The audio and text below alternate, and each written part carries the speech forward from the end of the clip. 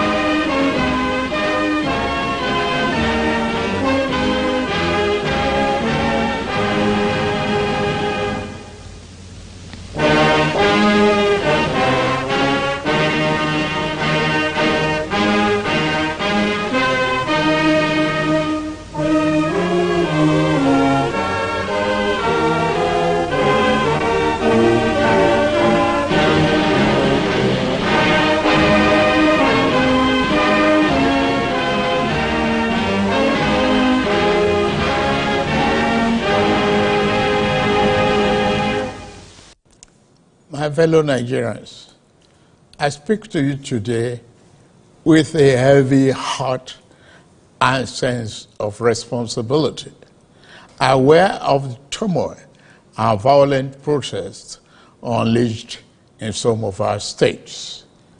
Notably, among the protesters were young Nigerians who desired a better and more progressive country where their dreams, hope, and personal aspiration will be fulfilled. I am especially pained by the loss of lives in Borno, Jigawa, Kano, Kaduna, and other states, the destruction of facilities in some states, and the wanton looting of supermarkets and shops, contrary to the promise of protest organizers that the protest will be peaceful across the country. The destruction of properties set us back as a nation, as scarce resources will be again used to restore them. I commiserate with the families and relations of those who have died in the protest. We must stop further bloodshed, violence, and destruction. As the president of this country, I must ensure public order in line with the constitutional oath to protect the lives and property of every citizen. Our government will not stand idly by and allow a few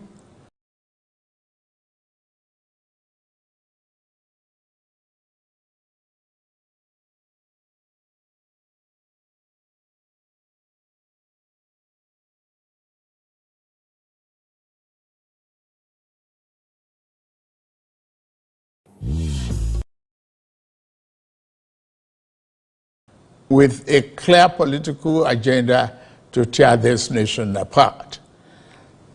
Under the circumstances, I hereby enjoin protesters and the organizers to suspend any further protest and create room for dialogue, which I have always acceded to at the slightest opportunity.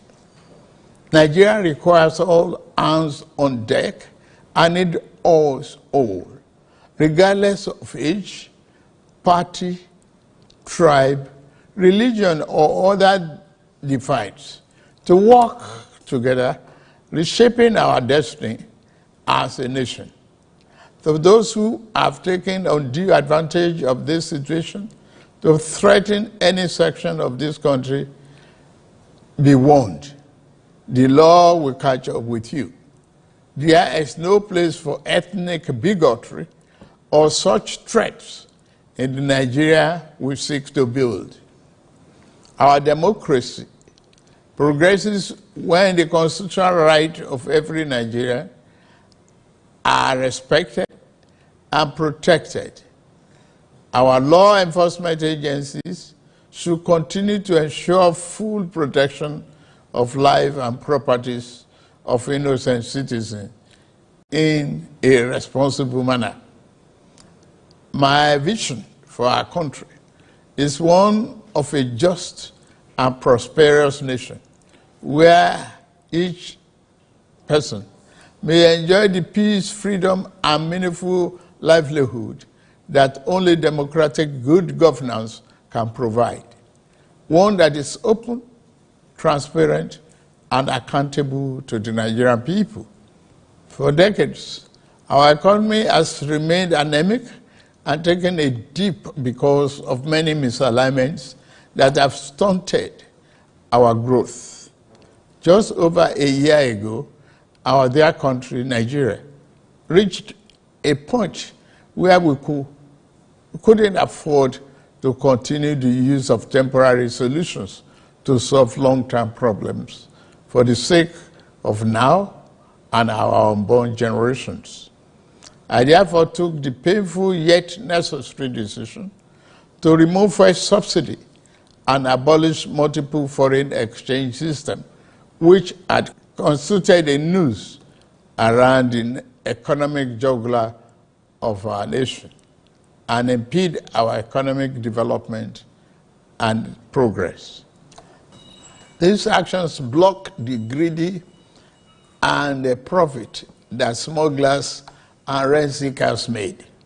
They also block the undue subsidy we had extended to our neighboring countries to the detriment of our people, rendering our economy prostrate. These decisions are made were necessary if we must reverse the decades of economic mismanagement that didn't serve us well. Yes, I agree, the buck stops on my table, but I can assure you that I am focused fully on delivering the governance to the people, good governance for that matter. In the past 14 months, our government has made significant strides in rebuilding the foundation of our economy to carry us into a future of plenty and abundance. On the physical side, aggregate government revenue has more than doubled, hitting over 9.1 trillion naira in the first half of 2024, compared to the first half of 2023 due to our efforts at blocking leakages, introducing automation, and mobilizing funds creatively without additional burden on the people. Productivity is gradually increasing in the non-oil sector, reaching new levels and taking advantage of the opportunities in our current economic ambience. My dear brothers and sisters, we have come this far, coming from a place where our country spent 97% of all our revenue on debt service. We have been able to reduce that to 68% in the last 13 months. We have also cleared legitimate outstanding foreign exchange obligations of about 5 billion without any adverse impact on our programs. This has given us more financial freedom and room to spend more money on you, our citizens, to fund essential social services like education and healthcare. It has also led to our state and local government receiving highest allocation ever in our country's history from the Federation account. We have also embarked on major infrastructure projects across the country. We are working to complete inherited projects critical to our economic prosperity, including roads, bridges, railways, power and oil and gas development. Notably, the Lagos-Calabar Coastal Highway and Sokoto-Badagry Highway projects will open up 16 connecting states, creating thousands of jobs and boosting economic output through trade, tourism, and cultural integration.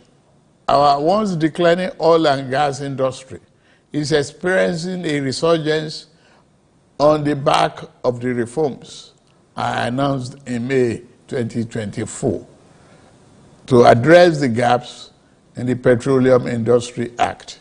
Last month, we increased our oil production to 1.61 million barrels per day, and our gas assets are receiving the attention they deserve. Investors are coming back, and we have already seen 2 foreign direct investments signed over $500 million since then. Fellow Nigerians, we are a country blessed with both oil and gas resources, but we met a country that had been dependent solely on oil-based petrol, neglecting its gas resources to power the economy. We were also using our hard-earned foreign exchange to pay for and subsidize the use.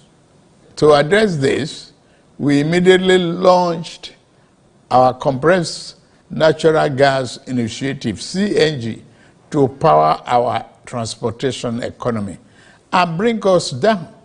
This will save over 2 trillion naira a month being used to import PMS and AGO and free up our resources for more investment in healthcare and education.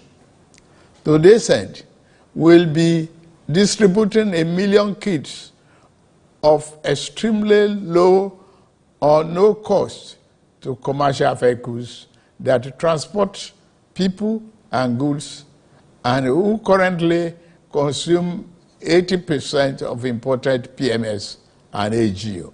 We have started the distribution of conversion kits and setting up of conversion centers across the country in conjunction with the private sector. We believe that this CNG initiative will reduce transportation costs by approximately 60% and help to curb inflation. Our administration has shown its commitment to the youth by setting up the student loan scheme. To date, 45.6 billion has already been processed for payment to students and their respective institutions. I encourage more of our vibrant youth population to take advantage of this opportunity. We established the Consumer Credit Corporation with over 200 billion to help Nigerians to acquire essential products without the need for immediate cash payment, making life easier for millions of households. This will consequently reduce corruption and eliminate cash and opaque transactions. This week, I ordered the release of an additional 50 billion naira, each for NEL Fund, the student loan, and Credit Corporation for the proceeds of crime recovered by the EFCC. Additionally, we have secured $620 million under the Digital and Creative Enterprises, IDICE, a program to empower our young people, creating millions of IT and technical jobs that will make them globally competitive. This program, including the 3 million technical talents scheme, unfortunately, one of digital centers was vandalized during the protests in Kano. What a shame. In addition, we have introduced the Skill Up Artisans program, SUPER, the Nigerian Youth Academy NIA, and the National Youth Talent Export Program, NATEP. Also, more than 570 billion has been released to the 36 states to expand livelihood support to their citizens, while 600,000 nano businesses have benefited from our nano grants. An additional 400,000 more nano businesses are expected to benefit. Furthermore, 75,000 beneficiaries have processed to receive our 1 million micro and small business single-digit interest loans starting this month.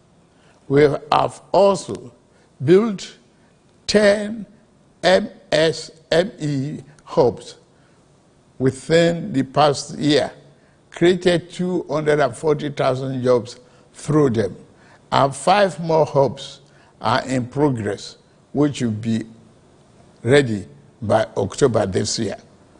Payment of 1 billion each also have been made to large manufacturers under our single-digit loan to boost manufacturing output and stimulate growth. I signed the national minimum wage into law last week, and the lowest earning worker will now earn at least 70,000 naira a month.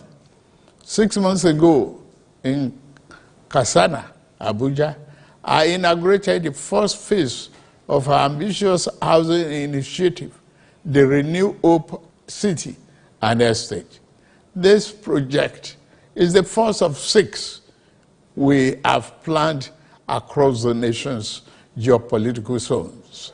Each of these cities will include a minimum of 1,000 housing units, with Kasana itself set to deliver 3,212 units.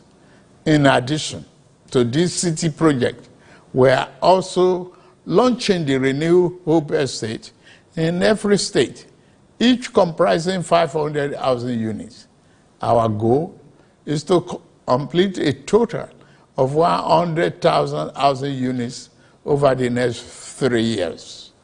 This initiative is not only about providing homes, but also about creating thousands of jobs across the nation, as well as stimulating economic growth. We are providing incentives to farmers to increase food production at affordable prices. I have directed that tariffs and other import duties should be removed on rice, wheat, maize, sorghum, and drugs, and other pharmaceutical medical supplies for the next 6 months, in the first instance, to help drive down the prices. I have been meeting with our governors and key ministers to accelerate food production. We've distributed fertilizers. Our target is to cultivate more than 10 million hectares of land to grow what we eat.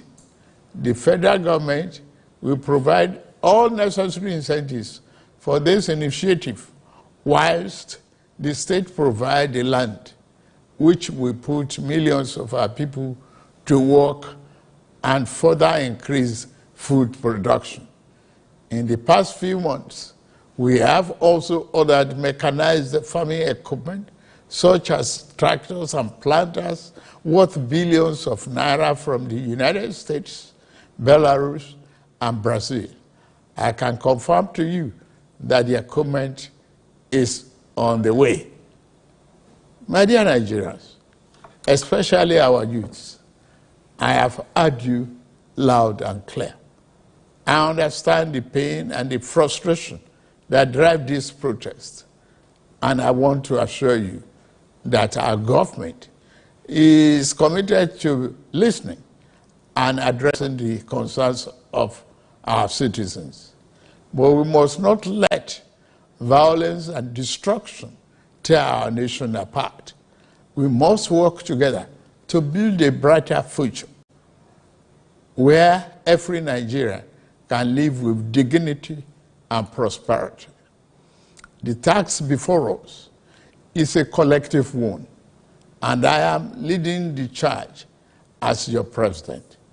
A lot of work has gone into stabilizing our economy, and I must stay focused on ensuring that the benefits reached every single Nigerian as we promised.